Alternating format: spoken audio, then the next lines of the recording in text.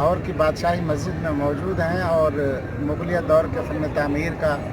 یہ ایک بہترین نمونہ ہے جو اس چیز کا ثبوت ہے کہ مسلمان جب برسر اقتدار تھے حقیقی طور پر دنیا میں اس وقت ان کا فن تعمیر کتنا خوبصورت تھا۔ پاکستان میں سب سے بڑی مسجد جو ہے وہ فیصل مسجد اسلام آباد ہے، اور اس کے بعد اگر کوئی دوسری مسجد ہے تو یہ اعزاز اس بادشاہی مسجد کو ہے کہ جس میں 60,000 افراد ایک وقت میں نماز ادا کر سکتے ہیں، اور 1673 میں سلطان اورنگزیب عالمگیر نے یہ مسجد بنوائی تھی، اور اس وسعت سے اندازہ ہوتا ہے کہ اس وقت کتنے لوگ نماز پڑھتے ہوں گے کہ جن کے لیے انہوں نے اتنی بڑی مسجد بنائی، جبکہ آبادی اس وقت بہت کم تھی۔ یہ مسجد اسے یہ بھی اعزاز حاصل ہے کہ دوسری اسلامی سربراہی کانفرنس میں یہاں پر 39 سربراہان اسلامی مملکت نے یہاں نماز ادا کی، اور آج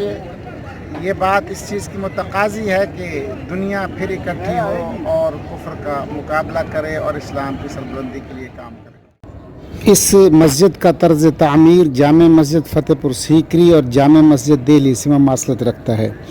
جامع مسجد دہلی اورنگزیب عالمگیر کے والد شاہ جہاں رحمۃ اللہ علیہ نے 6 سال کے عرصے میں تعمیر کرائی اور اس پر 10 لاکھ روپے خرچ ہوئے،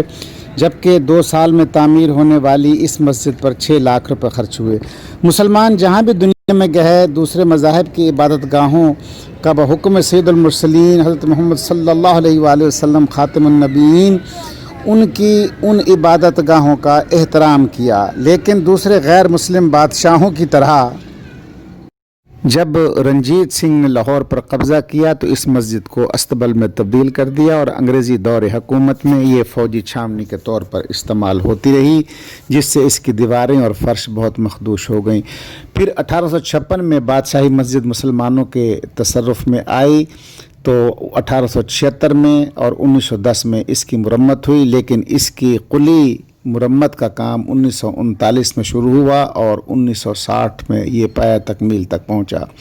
1939 کے وزیر اعلیٰ سر سکندر حیات خان نے ایک فنڈ قائم کیا تھا کہ ہر مسلمان مال گزار پر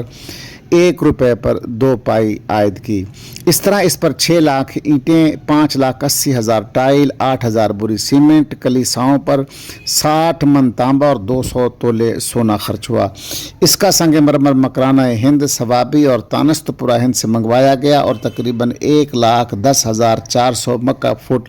سنگ مرمر اس کی تعمیر پر خرچ ہوا۔